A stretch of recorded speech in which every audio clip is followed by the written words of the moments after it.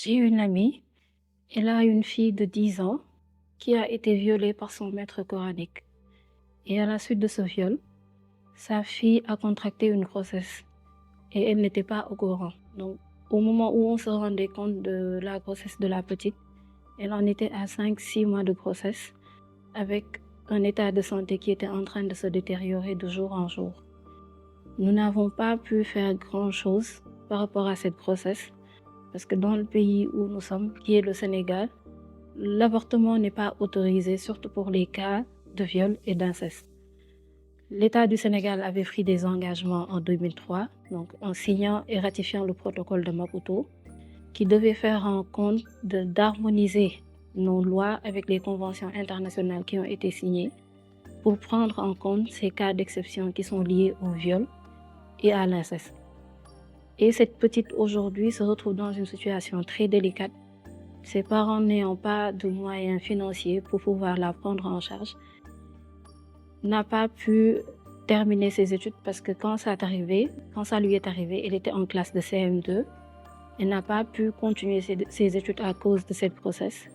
Elle n'a pas pu faire de suivi médical parce que ses parents n'avaient pas les moyens financiers pour la faire, pour qu'on puisse l'amener à l'hôpital pour qu'elle se fasse consulter. Et ça a vraiment eu des conséquences assez néfastes sur la vie de la famille parce que tout le quartier était au courant. Donc tout le monde venait voir si réellement ce qu'on disait était vrai et que la petite était tombée enceinte suite à un viol. Et le père ne pouvait plus continuer de travailler et même pour assurer les dépenses quotidiennes de la famille.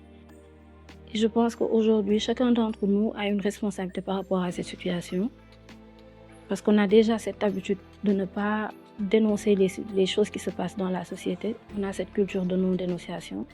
Des jeunes filles qui se font abuser, qui n'ont rien demandé et qui après sont là en train de vraiment subir les conséquences à travers cette société qui juge, qui tient un discours qui n'a rien à voir avec la réalité en tant que telle. Et je pense que on doit tous s'approprier de ce plaidoyer-là parce qu'on est tous responsables. On est tous des êtres humains, on est tous appelés à être des parents, à avoir des enfants et on n'aimerait pas que cette situation arrive à nos propres enfants. Je pense que l'État du Sénégal également doit prendre ses responsabilités face à ces engagements qui ont été pris et de les respecter.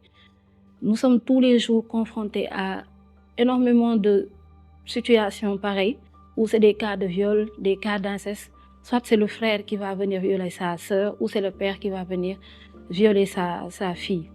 Et en général, quand il y a des cas de grossesse qui s'en suivent, personne n'en parle parce que tout simplement, on a peur du regard de la société et de ce que vont dire les gens par rapport à cette situation-là.